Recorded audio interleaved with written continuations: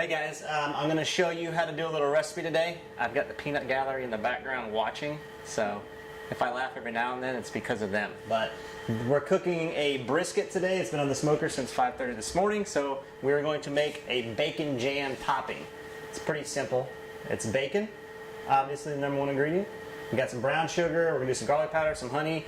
I'm going to throw a little bit of extra. So, as you can see, our ingredients over here include some bourbon. This is actually, we go on a St. Augustine trip every year. This is from the St. Augustine Distillery. I think it's a double cask. It's good stuff. I'm not a big bourbon guy. Their bourbon's awesome. And they source everything locally, which is kind of cool. So, 2 beers. One is for the chef.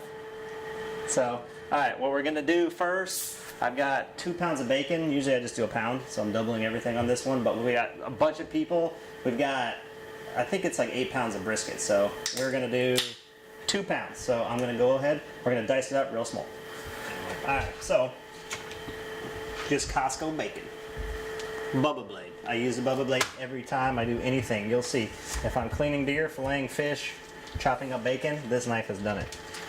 They hold a good edge and super easy to hold. And endorse on the Ultra because we're trying to live the fit lifestyle. I did work out this morning already. Taylor has not. She went to go get a burrito instead. Didn't you, hon? It wasn't a burrito. I actually got shrimp. Burrito. So, like I said, we're going to cut it up into small little chunks. Don't have to be too small. Just leave it all together. It makes it go a lot faster.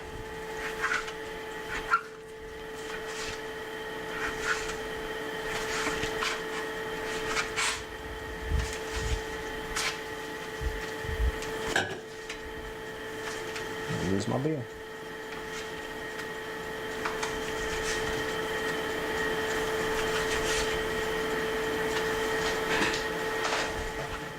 First pound is diced. I got the cast iron skillet. I only use cast iron anymore. 99% of the time. I like cast iron because you can season it, it holds the flavor. It's essentially non-stick. You just got to clean it right. I'll show you all that. And you don't have any of the Teflon crap coming off. You know, eating Teflon our whole lives. You know, think about how bad that could possibly be. So, we use cast iron. So, it's been getting hot. I'm going to bring this pound over. We're going to get it going. I'm going to chop up the next one. Yeah.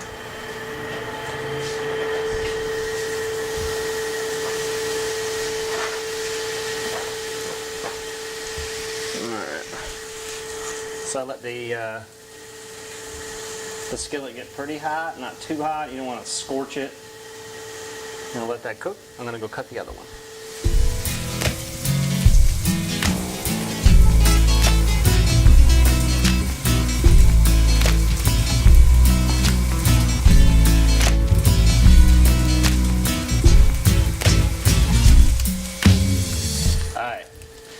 We're getting close. I like to get it a little probably farther than you would just like if you were going to eat it. I like to have a little bit of crisp. You don't want to go too much. You don't want to burn it. But when it's crispier, you're going to put all this ingredients in there. The beer and everything's going to kind of soak into that crispiness, and it's going to render it down because we're going to put it in here and slow boil it and render it for about an hour to an hour and a half. You just got to be real careful when you get to that hour mark because if you go too far, you can kind of caramelize the brown sugar and it turns into like this super sticky hard candy that's impossible to eat. Still delicious, but it'll stick on your teeth and it's terrible. So, just got to watch that. So, took about, what, probably 15 minutes or so. So, we got it. If you can zoom in on this, you see that? You can see it's got that nice crispiness. It's just about, it's not burnt, but it's going to have a good crunch to it. That's what you want. That way we render it down. Like I said, it'll soak in all that beer and that scotch. So I'm just going to take it out, scoop it out, because this pan's so big and it's hot, I'm not going to do it by hand.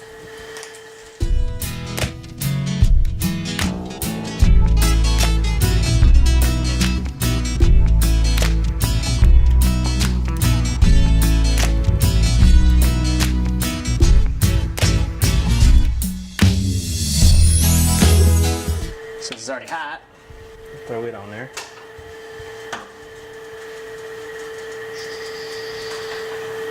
Transfer our bacon. You can see that's soaked all the way through. Ton of grease. So, Get all this out of the way. I'm going to do a splash of olive oil, not too much. It all depends. The olive oil just kind of is like a binder. If I can get the lid open. Forgot we had a brand new one. There we go. Like 2 tablespoons. It's not a big deal, whatever you can get. Then we'll go with the liquid. So, 1 whole beer, 12 ounces. Like I said, we're doing Mick Ultra. And then I'll give it just enough to cover the whole thing. If you're only doing a pound, you can probably do half a beer. You don't have to do the whole thing. So I've already got a 1/4 cup of scotch. It doesn't take much. That scotch is a very potent flavor, so you'll definitely taste it in the bacon. If you don't like scotch, don't do it. And we're just going to lightly dust the whole top with some garlic powder, just because I like garlic powder. Everglades, of course, because I put Everglades pretty much on everything. Not too much. Just gives you that little bit of a pepper taste. Red pepper flakes, 2 tablespoons. The normal recipe calls for a cup of brown sugar, so since we doubled it, I'm doing 2 cups of brown sugar. And last but not least, 8 tablespoons of honey.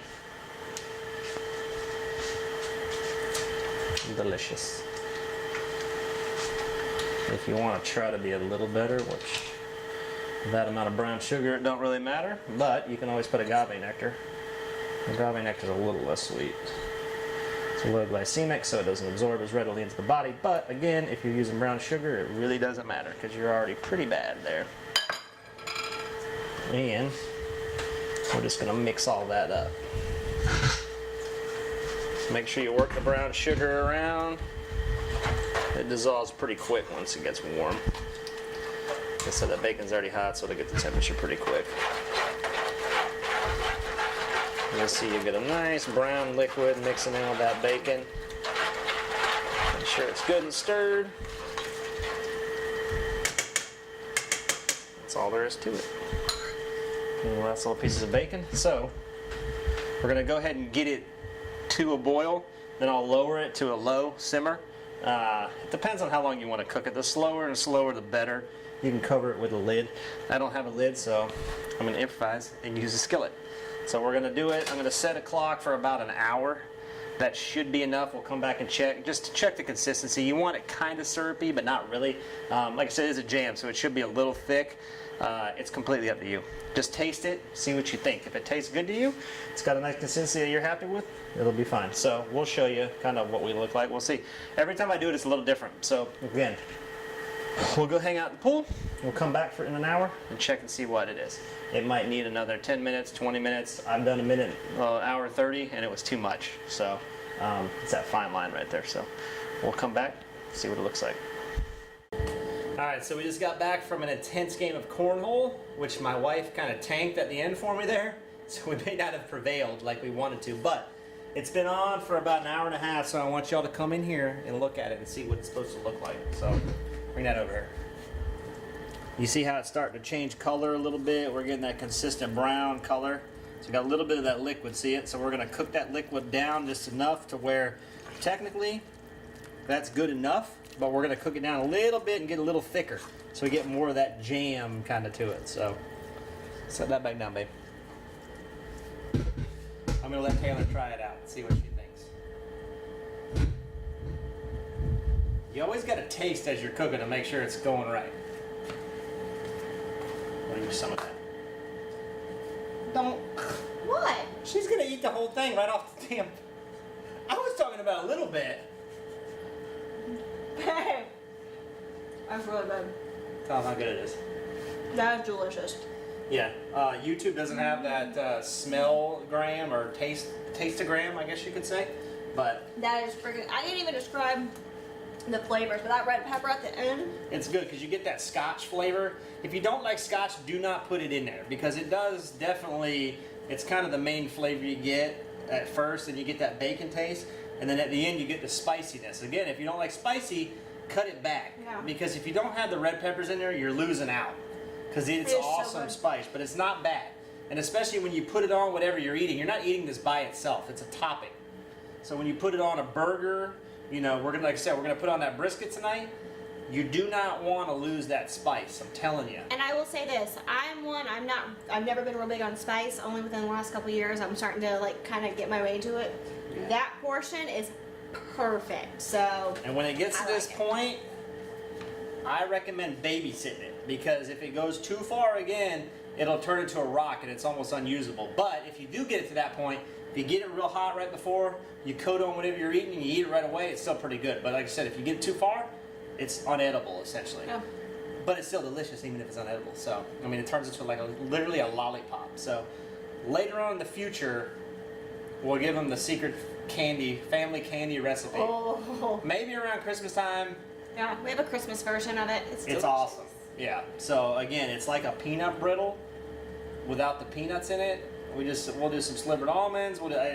Trust me, if you make this for your family function around the holidays, Yeah. you will be the hit Yeah. of the function. Just saying. It's good stuff. We use it for our thank you cards and thank you gifts, right? So, all right. So like I said, we've been on an hour and a half. I'll probably check it every 10 minutes and see what happens. So we'll see. We'll go 10 minutes and we'll check back. Bye. You can see them red pepper flakes in there. It's getting a little thicker. See when I push it away? See how long it took it to get back in there? It's still a little runny. Like I said, we're going to shut the heat off. We're just going to let it set like that. I'm just going to cover it up with the cast iron. Again, you should probably cover it with an actual lid, but we're improvising. Whether we're in the Keys or in the woods, we improvise. There's too much stuff to bring down. We'll use what they got. So, like I said, we'll leave it on the heat. So it's still going to continue to cook for probably 5-6 minutes, whatever, until it takes to cool down. That's perfect. Leave it covered. And of course, I guarantee it's my dad. No, it's my brother-in-law. Hold on 1 second. Hey, how you doing? Hey. Okay. Well, give me 1 second. I'll be down there. All right. Alright, so that was my brother-in-law. We got called back for cornhole. We will be back in 5 minutes. And now my uncle's just opening the door. Hello. Hi, Uncle Johnny. How are you? What are we cooking? Bacon jam. Looks like a coat, I smell smoke out here, so I just want to make sure everything was all right. Yeah, hey, Hey, firefighters in the room. So anyway, that's my uncle. You will meet him later, here and in Missouri. When we go out west, it's a whole, like I said, this is a family thing. So I already taught him about it. We're going to do a little knot tying session, and we're going to talk about our history, right? And how his dad, my grandfather, got into firefighting. He was a firefighter, and now I am. So we're third generation. So we'll talk about all that later. But again, it's a family vacation, so you're going to have interruptions by the family. Brother-in-law, uncle, everybody. So stay tuned.